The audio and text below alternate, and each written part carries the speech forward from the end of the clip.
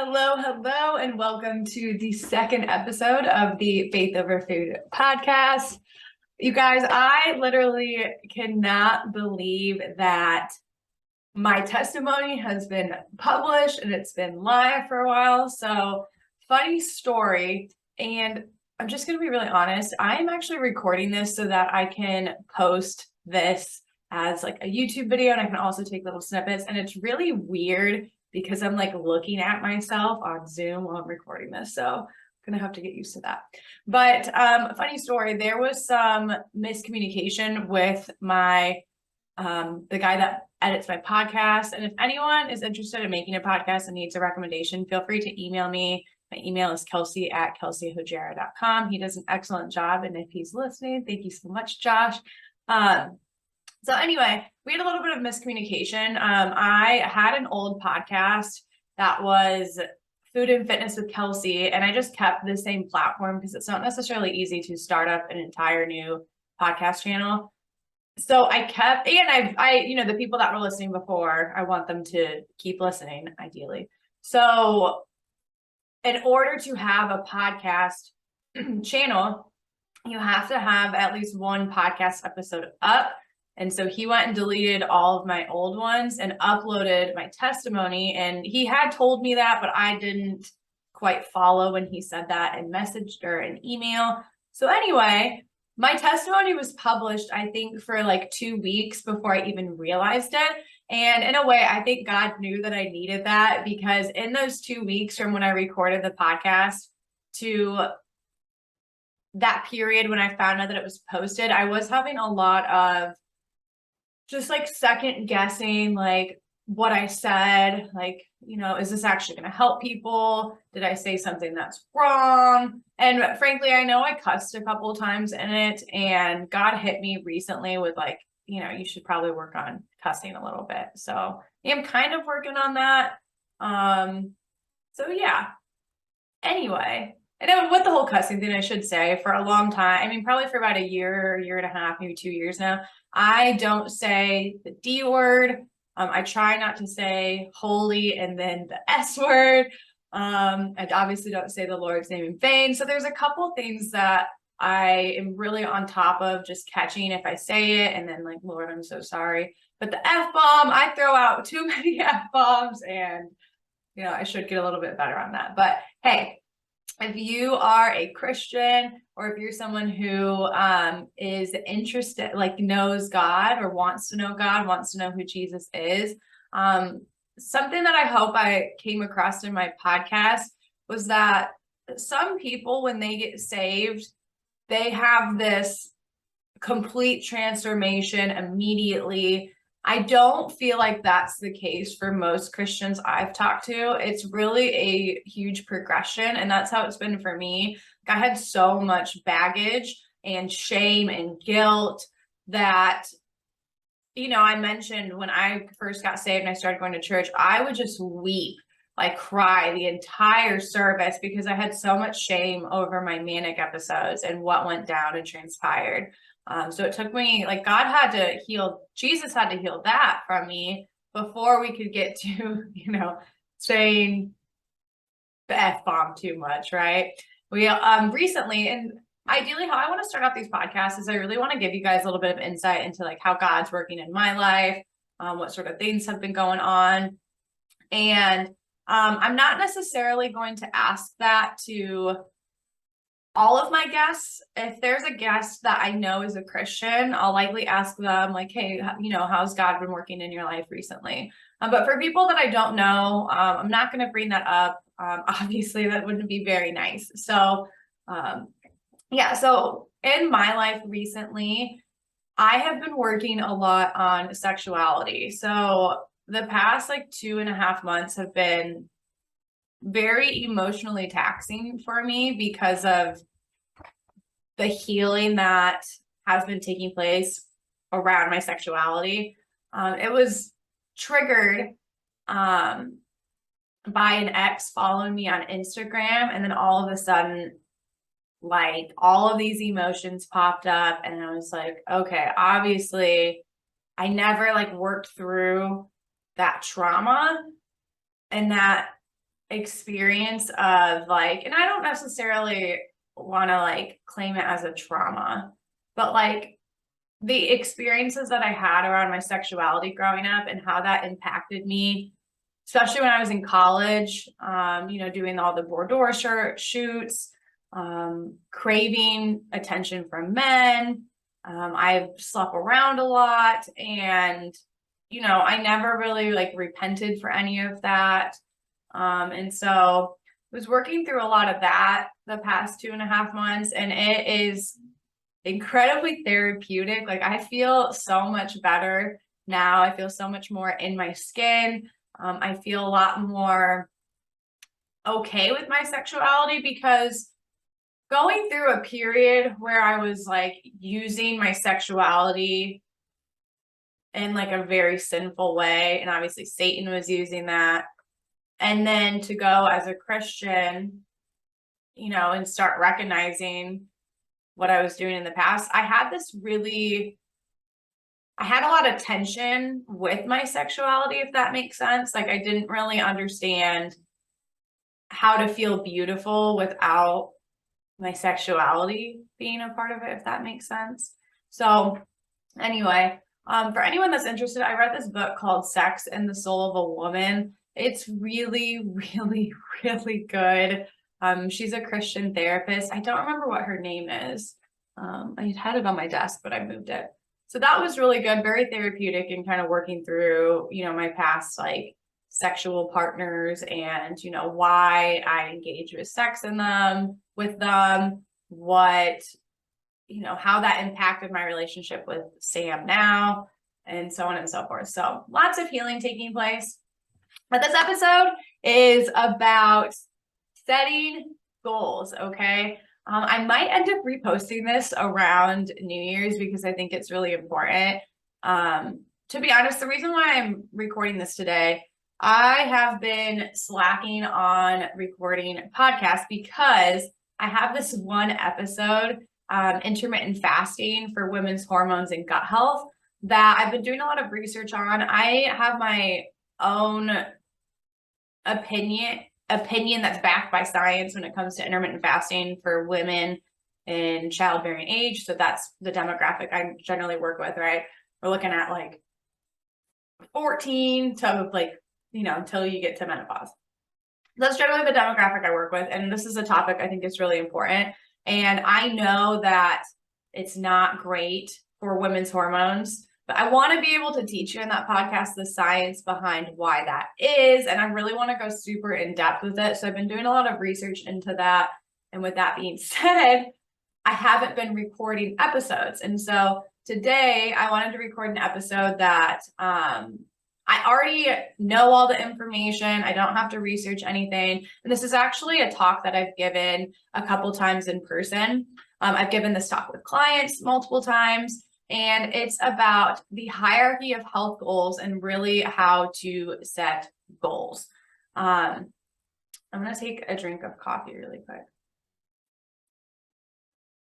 Something else with helping me stay motivated to record podcast episodes, I've set a time on Fridays to record them. And I don't want to say I quit drinking coffee, because I'm not saying you can't ever have coffee, but I'm not drinking coffee every day. I'm only drinking it on occasions. And I decided that Fridays will be my coffee day.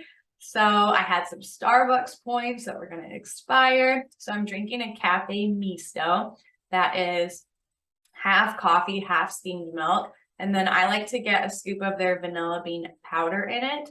Just to give a little bit of extra flavor. It is delicious. And I've added a lion's mane tincture. So cheers. Okay. I feel like I'm rambling. So let's get to the point. So if you're watching this on YouTube, I do have a little graphic. If you're watching on the podcast, you don't really need to see the graphic to understand what I'm talking about. So before we get to that graphic, though, there is the most important part of making positive changes in your life. It's two things. One, it's to make the choice that you are going to make those changes, okay? Improving your health doesn't just happen overnight. It's not going to be something that you commit to like a 20-day challenge and then all of a sudden your life is changing. This needs to be a commitment to yourself and to really creating the habits that are going to help you to make those changes. So make the choice now. Like, I am going to become healthier. This is a lifelong journey. This isn't 20 days. Okay. And when you look at it as a lifelong journey, there's no rush. Okay. And I think that's the problem a lot of people have with their health journey, right? They'll be like, oh, I have a wedding coming up I really want to lose weight for. Or on the gut health side of things, a lot of people will be like, I went to the GI, this has been going on for years and they're not finding anything wrong with me. And they kind of expect everything to be fixed within like a short period of time, just taking some supplements. No, it really has to be lifelong changes. Same with like fertility. Like, if a lot of women won't address their hormones until their hormones get super bad or until they can't get pregnant, and then expect that they're going to get pregnant in a month, 2 months, when really we want to look at lifelong. So I don't know where you're at, but start now, okay? There's not going to be a better time. I don't care what is going on in your life. You can start making positive changes for your health today, okay? And another thing that's really important before we get into, actually there's two things before we get into the hierarchy of health goals, is faith, okay? This is the most important part of every single health and healing journey, is having faith that you are going to see improvements, that your health is going to improve, that you are going to reap what you sow, because that's how nature works, okay? I don't know if anyone here listening to this gardens, but I am a gardener. I've been a gardener for 2 years now, and I feel like gardening has taught me so much about life. And it's pretty neat because the Bible actually uses a ton of references about planting and gardening and harvesting and things of that nature. And so as I read the Bible and as I'm in my garden, this is making me emotional. Like, there's just such this connection, and through gardening, I've gotten so much closer to God. If you're watching this on YouTube, I literally have tears in my eyes right now. It's amazing. So, yeah, you are going to reap what you sow. If you are planting these seeds, and something else to keep in mind that I tell clients a lot, when you're first starting a journey to get closer to God, to improve your health, to improve your relationships, to be a better steward, to be a better worker, you are planting seeds, and seeds get planted in the dark, okay? They don't have any light. They are trying to reach up towards the light. And I'm giving you this metaphor right now because when you're trying to improve your life, realize that Satan does not want you to do that. Satan wants you to stay stuck, stay sick, stay away from God, questioning, are things ever going to get better? Am I going to be here forever? That's what Satan wants. He doesn't want you flourishing, but God knows that if you plant those seeds and you water them and you cultivate it, that eventually you're going to reach the light. Okay. And if you prune, okay, when Satan comes in and tries to plant weeds next to you, or just with like tomato plants, you have to cut the suckers off to actually produce fruit or more fruit. If you're pruning these things that are coming up in your life when they're triggered, similar to how I was just triggered sexually, I could have just let that sit and manifest, and some nasty things could have come out of it. But instead, I was like, no, I need to address this head on. Okay. So I'm pruning the things that don't need to be in my life. And by doing that, you are going to produce fruit. Okay. And the fruit is the blessings that God is bringing into your life, and that the blessings that you get to give to others. So anyone that gardens knows when you plant, usually you underestimate the amount of fruit that you're going to get. So let's give the example of like beans, cucumbers, and tomatoes.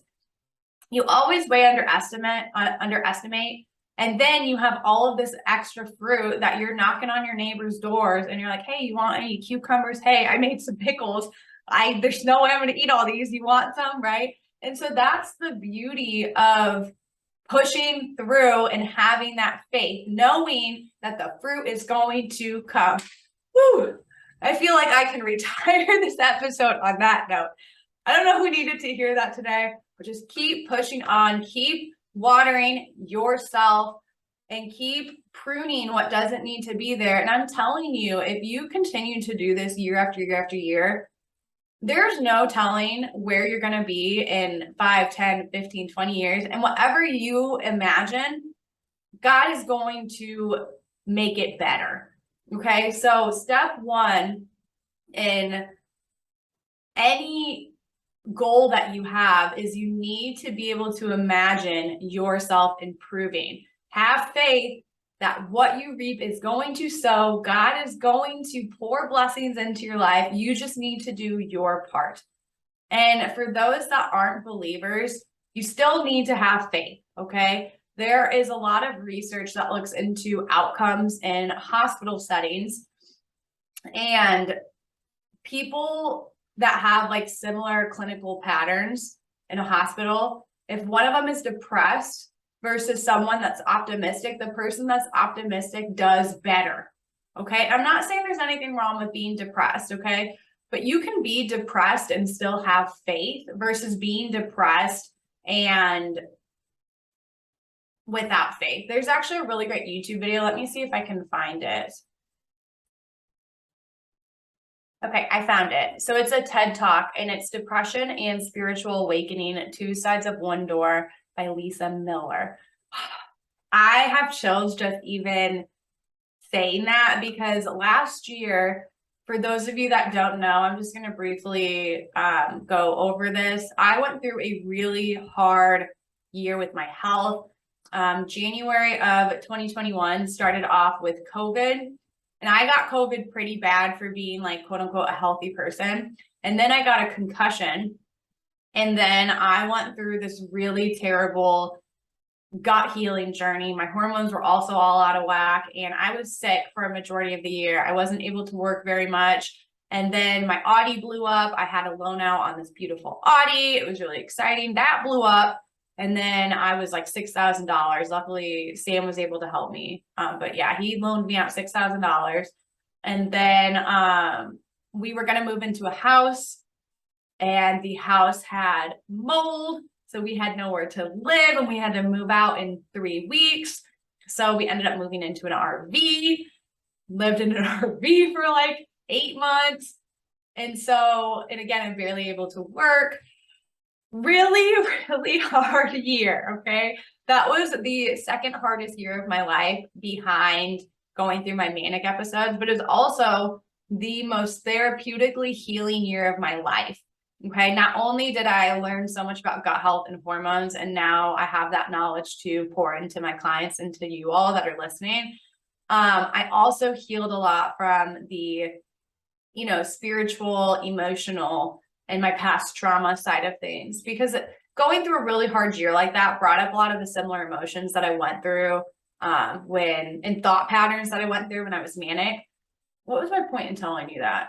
Oh, okay, the spiritual awakening. So I listened to that YouTube TED Talk, and it like changed my life and changed my perspective in such a beautiful way. So she talks about when people are depressed and they have faith in God, that God is going to come through, and he is going to,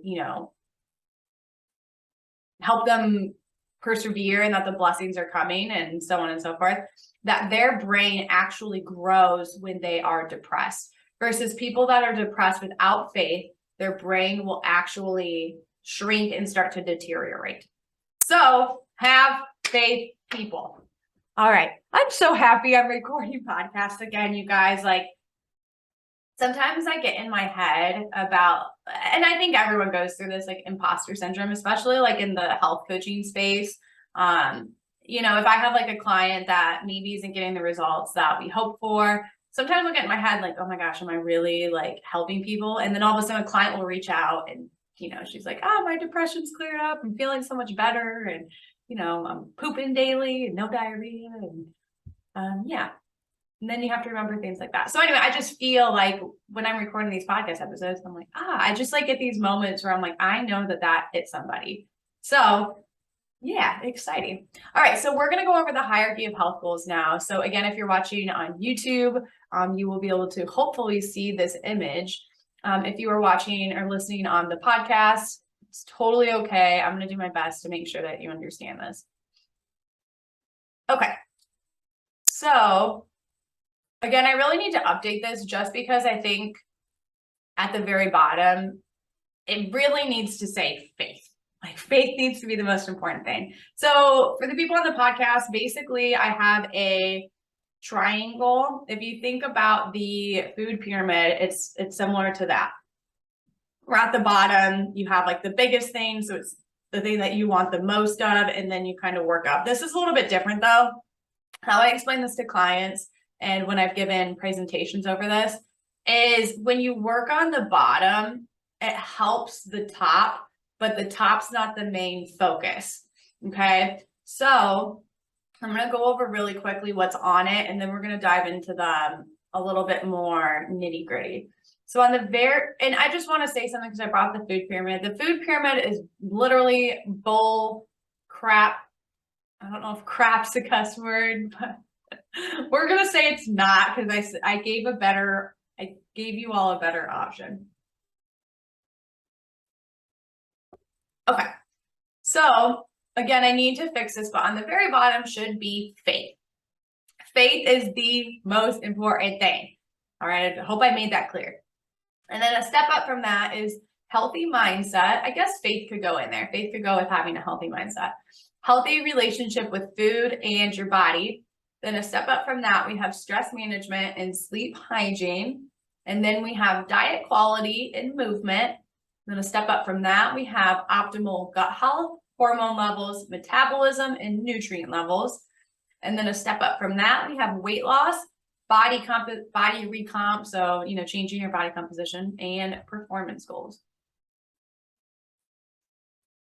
Okay, so going to the bottom, what is a healthy mindset? Why is it so important? So Dr. Caroline Leaf, she is a psychologist that is super duper fantastic. I will give you guys a lot of names, a lot of recommendations on this podcast, and she is one that I will likely refer to on multiple occasions. She has a really good podcast, Cleaning Up Your Mental Mess, and she has a book as well. And she was the person that pioneered the idea that you actually can change your brain and you can change your thought process and you can change your outcomes. So the saying, you can't teach an old dog new tricks, that came because people literally used to think that you couldn't change your mind. They thought that if someone committed murder, that they were always destined to do that nothing really could have changed that it was just ingrained in them and it was going to happen. She was like, that doesn't make sense, right? Like, let's look into that. So she is the one that developed did the science-y stuff, did the research, there we go, on what's called neuroplasticity. So that's the idea that you can literally change your brain and change your thoughts, change your mindset, and therefore change your outcomes. So she explains it this way. You have about 6,000 to 60,000 thoughts per day, okay?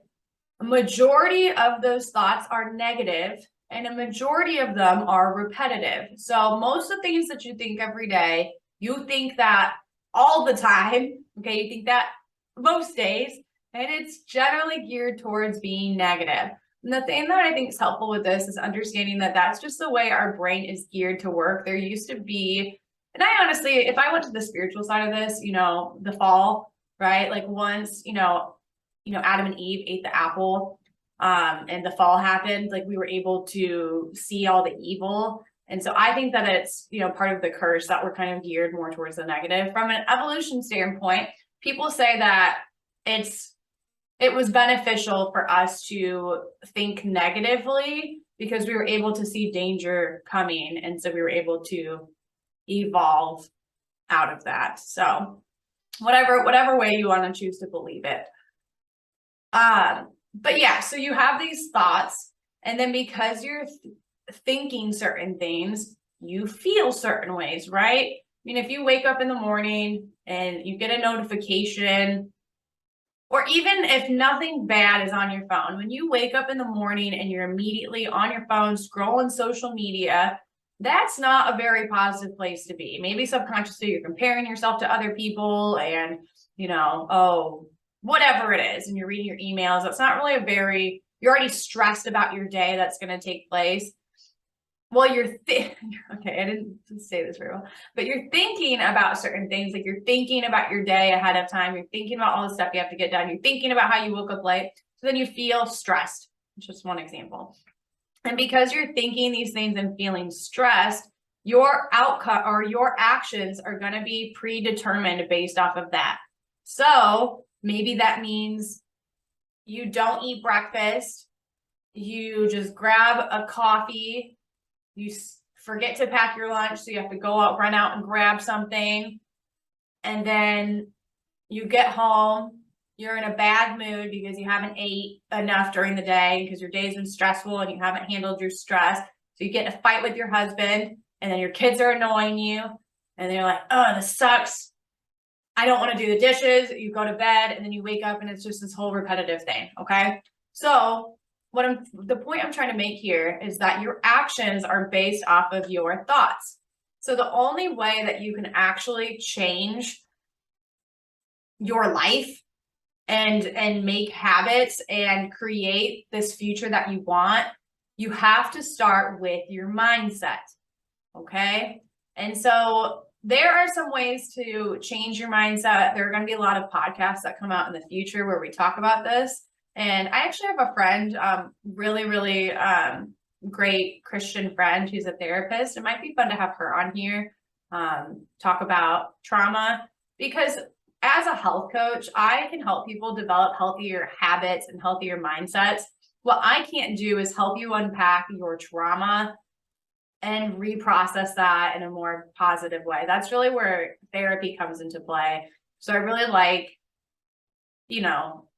partnering with therapists, and a lot of my clients see therapists, which I think is really awesome. So anyway, some things that you can do to have a healthy mindset.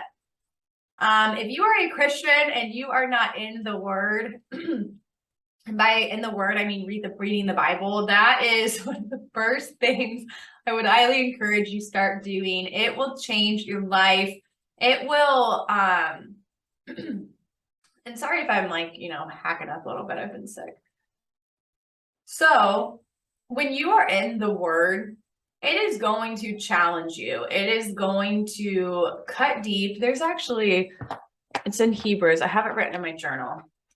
Let me find it. Okay, I found it. So this is Hebrews 4:12, and it's, for the word of God is quick and powerful and sharper than any two-edged sword, piercing even to the dividing asunder of soul and spirit and of joints and marrows, and is a discerner of the thoughts and intents of the heart. Oh, we all like to believe, right, that our thoughts are pure, our intents are pure, but the Bible will really hit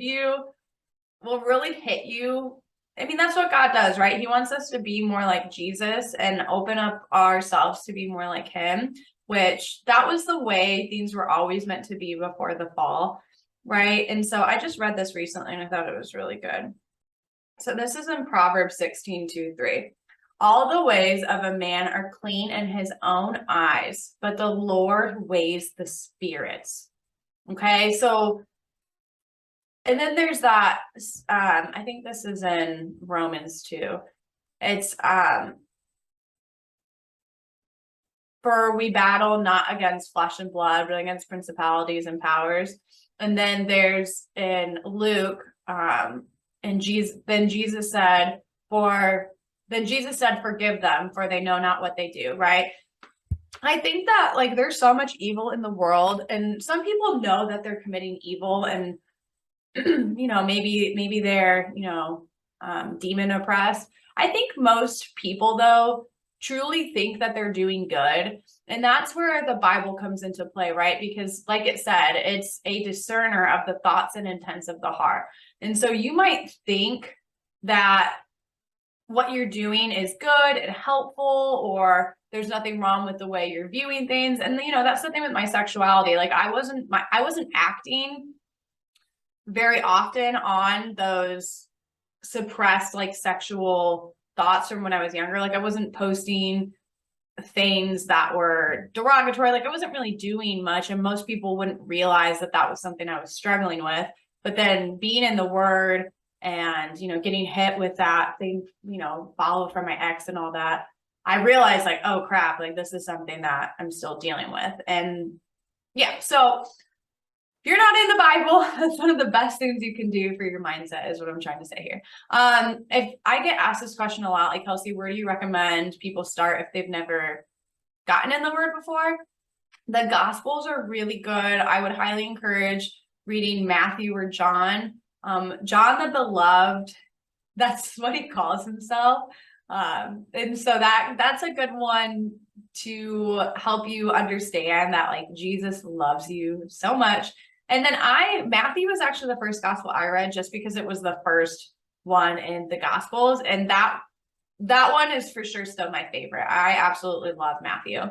I also really like Proverbs. So you could always start off reading like one proverb, and then like one proverb a day, and then reading a little bit of the gospel, or one of the gospels. So some other things that you can do to support a healthy mindset, gratitude. So I like to have my clients do gratitude journaling. If they're really struggling to get into a routine of stress management, a 5-minute gratitude journal is one of the easiest things. It's just super simple. You just take 5 minutes, think about things you're grateful for, maybe do some affirmations, and then go on with your day.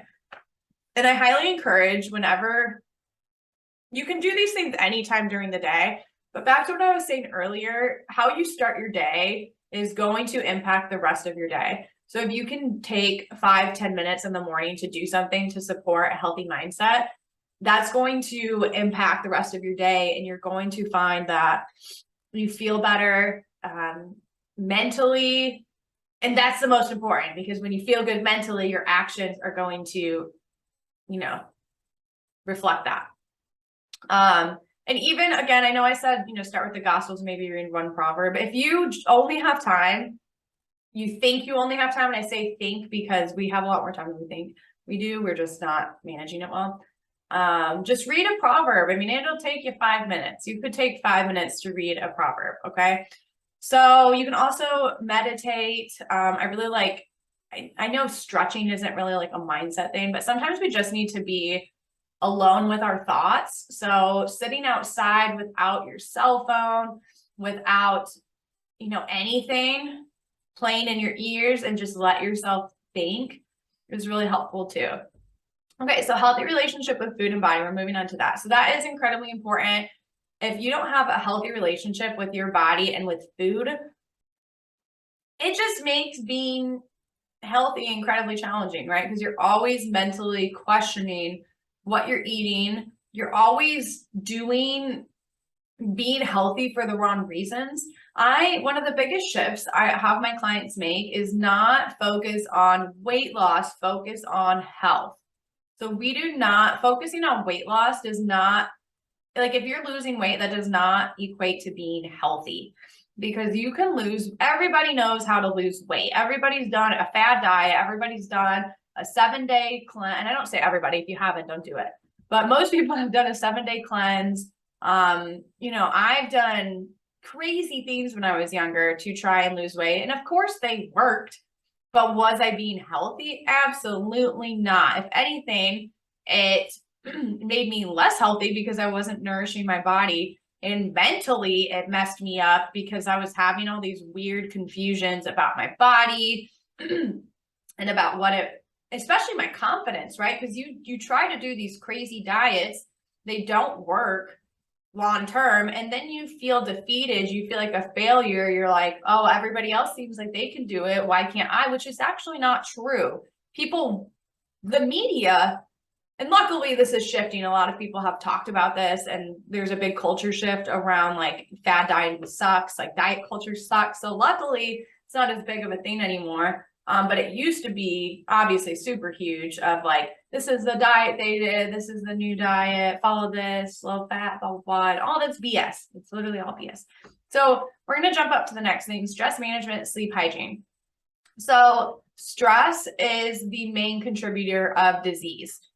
Okay, I'm going to repeat that. Stress is the main contributor of disease. So if you were to ask me, Kelsey, what's more important, what I eat or managing my stress, I would 100% say managing your stress because, okay, again, stress is the main contributor to disease. And when you're really stressed out, it makes eating very challenging. So when you're stressed, it causes a increase in your craving for calorie dense quick foods, and it decreases your appetite for nutrient dense foods that you need to take more time to prepare. So getting your stress under control is incredibly important. But the good news is doing those things to support your mindset helps stress management. And then there's a lot of easy things that you can do to support stress management. Maybe I should do a whole podcast over stress management and, stress and all of that. I think I'll do that. And then the next is sleep hygiene. So, and I could probably do a whole podcast over sleep. But sleeping is so stinking important. The whole idea of like, you can sleep when you're dead is so dumb. Okay. You need to sleep now if you want to be the most healthy and productive that you can be. So getting 8 hours of sleep a day, if you exercise a lot or you're sick or you're dealing with gut issues or hormone issues, you might actually need more sleep than that. And that's okay. So I never think that you should question how much sleep you're getting a night. If anything, if you're needing like 12 hours of sleep a night, well, that should be a sign that like, wow, what is going on? And it's different. Like if you got 4 hours of sleep one night of the week and then you're catching up on sleep and you need 12 hours, that's different. I'm talking about consistently. If you need like 10 to 12 hours of sleep at night, that should just be a red flag. Like what's going on in my body that my body needs to heal from, that I need so much sleep, because that's how I was last year. And I actually had a doctor that was like, sleep as much as you need to and as much as you want to, because it's healing. That's when your body regenerates and it heals. And especially with concussions healing, it's really important to get a lot of sleep to let your brain heal. So get your sleep. Again, I could do a whole podcast on this, on the importance of it. Just know it's incredibly important. And yeah. Okay. Next up is diet quality and movement. So these two kind of go hand in hand. If you were to ask me which one I think is more important, I would say it depends what you're talking about with movement.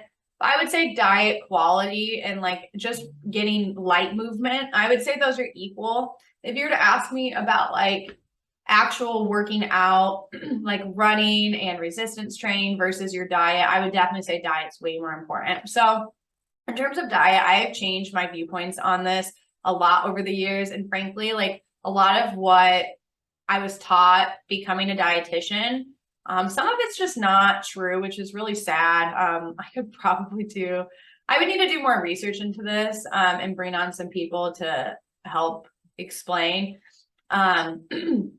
But there's a lot of issues with the start of nutrition science in general. There was a lot of paying off. So there were Harvard scientists that were paid off. I believe it was in the 80s. And we didn't find this out, I don't think, until kind of recently, maybe like 10 years ago. Yeah, they were paid off to say that sugar wasn't the problem, it was fat. So sugar wasn't causing issues with heart disease and issues with blood pressure and issues with diabetes. It was fat, which is absolute BS. And that's kind of what prompted the sugar craze. And it's really sad because the American Heart Association still has a lot of their recommendations based off of these past things. And the American Heart Association actually accepted, I think it was $100,000 back in a really long time ago. And this was before they were really even established. They accepted $100,000 to start promoting industrialized seed oil. So there's just a lot of things that are kind of messed up and backwards. So in terms of diet quality, this is something I'm going to definitely bring people on to talk about. I'm a huge fan of the Ancestral Kitchen podcast. Andrea and Allison are excellent. I'm on their Patreon, and I really would love to have them on at some point, just kind of dive into ancestral eating. But that's the way that I eat 80 to 90% of the time. I eat whole foods, good animal sources, a lot of bone broth. I do use lard, butter, some olive oil. I drink raw milk. I try to get as much raw dairy in, but sometimes it just, it's kind of hard to find. So I do occasionally enjoy my Starbucks with my pasteurized milk and whatnot. So I eat locally as much as possible. I try to eat all organic. I have my garden. I get a lot of food from. So the thing I will say on the whole diet quality thing, and that I tell my clients, is just, and I also want to back up, also getting in fermented foods. So, I make some of my own ferments, and I'm going to slide this in here right now because we're talking about it. Cultures for health. That's where I get my starters to make my own ferments. So what ferments are, is they are foods that contain probiotics, and you can make them from home. And so this is a really great way of getting in probiotics. It's a great way to save money, and probiotics support healthy gut microbiome. So so you can get like sourdough starter there. You can get water kefir starters. You can get cheese making kits, water kefir or milk kefir, just so many different things. You can get something to make sour cream, which is very cool. And I have a link below. If you use that link, I do get a little bit of a kickback. And so that's a great way to support me if you like this podcast and you like what I'm sharing with you. So Cultures for Health is awesome. Okay. So I forgot where I was at. So something I tell my clients and something to remember is you just want to start. Okay. I just gave you all of these things that I eat most of. And if you were like, and if this whole podcast, you're like, oh my gosh, I'm so overwhelmed. This is so many things to do. You don't have to do everything at once. Okay. You might be someone like me though, that when you get an idea in your mind that you're like, oh, I got to go full force. I'm full throttle. I'm going to try and do everything. Which is okay. Just pick like a couple things, because you're going to get yourself burned out, which is not good. And I actually burned myself out over the summer because I started a garden. I decided to start learning to can. I was trying to learn to do sourdough and do breads. I started homemaking a ton of food and trying to do everything primarily homemade. What else was I trying to do? Oh, I learned to make ferments. I was just doing all of these things. And I got a little bit burned out towards the end of summer, and I was like, oh, I just don't want to do anything. So, and then frankly, like it also, when you get burned out, that's because you're pumping your cortisol levels high, and then your body will start to be like, okay, these cortisol levels are too high. We'll take your cortisol, convert it to cortisone, which makes it's the inactive form of cortisol. So then it kind of forces you to slow down. So being burned out is not good. You don't want to be burned out in the long run. So what I'm trying to say here is, based off of this podcast episode, start from the healthy mindset, but pick up 1 to 2 things at a time. Give yourself about a week, 2 weeks of doing that consistently, and then look at, okay, what's the next thing I can add in? That's actually 100% what I recommend to my clients. We make 1 to 2 goals, 3 goals at the beginning. They get really consistent on that, and then we add in the next thing. And then also on the diet quality, drink your freaking water, okay? You need about half your body weight in ounces of water per day. Make sure that you're getting in electrolytes, that's salt, potassium. Get a good salt. I like Redmond sea salt.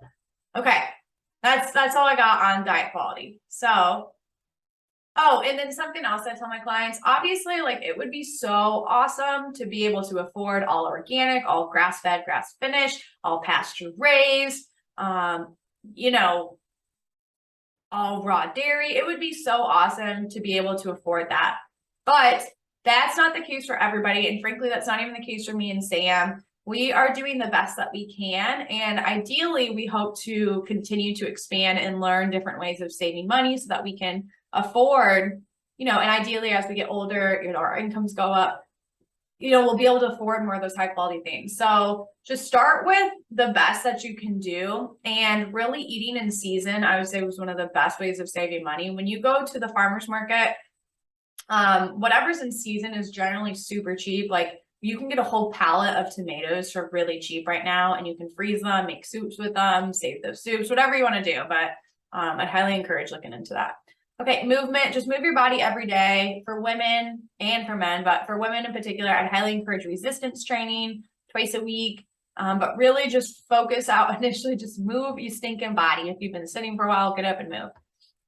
The next step from there is optimal gut health, hormones, metabolism, and nutrient levels. So just to kind of recap, when you're working on these bottom things, everything else improves. So when you're working on your stress management, when you're sleeping better, when you have a better relationship with food and your body, and then you start on your diet quality, especially if you start on like a gut healthy diet, your gut health, your hormone levels, your metabolism, and your nutrient levels are all going to be improving. Okay, all going to be improving. So it's just that, if you're kind of, you can be doing multiple things at one time, don't get me wrong. But getting into the nitty gritty of gut health and hormones, there's a lot of things like doing castor oil liver packs are really great. I'm a huge fan of coffee enemas, doing different supplements. It's just those things maybe aren't the most important if your lifestyle is terrible. So when I start working with someone, I really address like, where are they at right now? And what do we need to be focusing on? Like I had a client once that she was eating out for all of her meals. She ended up I helped her with labs to get, and she ended up being diagnosed with Hashimoto's. And she also had Giardia, which is a parasite. For her, I'm not going to start at like, hey, let's do some castor oil liver packs, right? I'm like, hey, let's work on meal planning. Let's work on eating at home for more often. Let's work on your sugar cravings, getting those down. Let's work on stress management. And she was a night shift worker. So I was like, okay, let's work on sleep hygiene. Where I have another client who she's a dietitian, and she has a really great diet. She's obviously very knowledgeable on food. She manages her stress well. She sleeps well. So we're in the nitty gritty of gut health with her. Okay. So you can't, like you can, and I do recommend, like if that one client, I would recommend supplements for her, especially like a good multivitamin and things of that nature to help meet, fill in the gaps. But you can't just jump right up to gut health, hormones, and nutrient levels and be supplementing and doing all of these like nitty gritty things. I wouldn't jump to that if you're not sleeping well and your lifestyle is absolute dog crap. Okay. I said crap probably now at this point, like 5 times this episode. So if that's a cuss word, I'm so sorry. If I'm offending you, sorry. Keep listening though. I hope you're getting something out of this. So next up from there is weight loss, body recomp, and performance goals. Okay. So I don't know who needs to hear this, but you should not be focusing on losing weight if your hormones are out of whack, if you're bloated all the time, if you have a terrible relationship with food, if you're stressed out to the max. Weight loss is not the most important, or if you've been fad dieting for years, that's going to mess up your metabolism. Weight loss is not very important. Okay. What's important is that you get your lifestyle in place. You learn all these things that I'm talking about. You get all that implemented. And then what tends to happen is your body will, because your body's functioning properly, ideally your body should be able to drop the weight that's not good for you. I say should just because there's a lot of underlying issues that could be impacting someone's ability to lose weight. that sometimes takes a long time to uncover and reveal. And I have a client right now that pops to mind. We've been working together for quite a long period of time. I think about 1.5 years. And she just has I think a lot of toxicity. She has like viral issues. She had Epstein-Barr, and that was a huge thing in her healing journey. And so she just has a lot of toxicity that we're trying to work through. So that makes it a little bit more challenging. Yeah, so most of the time though, if people's health isn't as out there, weight loss should come pretty naturally as you're addressing everything else. Same with body recomposition and performance goals. So last year during my healing journey, I had really bad exercise intolerance, and exercise has been a huge part of my life since I went through my manic episodes. That became a really big coping mechanism for me, a way for me to just like cash out mentally, and just, it became really important to me. And frankly, part of it was for the wrong reasons, but part of it was because I really needed that outlet. Last year was really hard because I was barely able to work out. I had a hip injury that wasn't healing because of my body. Your body can't heal when you're dealing with gut issues, you're deficient in things, and so on and so forth. I keep saying and so on and so forth. I'm gonna work on that. But I was barely able to work out. My hip wasn't recovering, even though I'm going to physical therapy.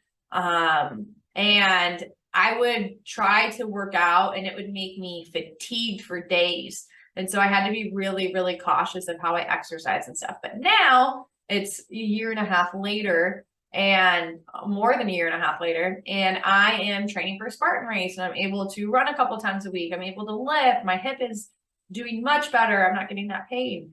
And so, yeah, so that is what I've got for you guys today on the hierarchy of health goals and goal setting strategy. Actually, I have one more thing. This is a long podcast and stuff, but this part's really important.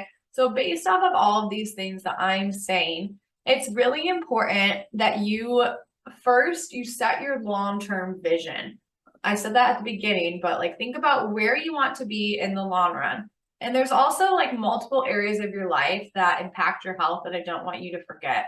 It's not just health that impacts, it's not just doing healthy things that impact your health. And what I'm trying to say here is the typical healthy things. So having good relationships is important.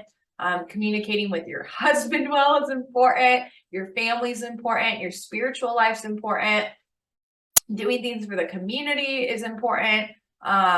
Your financial health is important. What else? There's a couple other things. We're going to leave it at that because I'm forgetting some of the other things. All of those things, though, impact your health. Again, the good relationships thing, COVID was a really big factor for a lot of people. That is a good example of this. When we don't have social interactions, it actually impacts our gut microbiome. We have less diversity and more gut dysbiosis. Essentially what that means is you have bad bacteria growing, not as much good bacteria that's supposed to be there. That happens when we don't have good social interaction. So think about your health as a whole, not just what I can do that I typically think of for health, if that makes sense. But yeah, you want to envision and have like that vision of where you want to be. So that's called, I'm trying to remember, I'm losing my train of thought. Those are called outcome related goals. Yeah, outcome. And then I'm going to pause this for a second. I'm going to look it up. Okay, so I was right. So yeah, you want to have that vision of where you're going in the future, and those are called outcome related goals.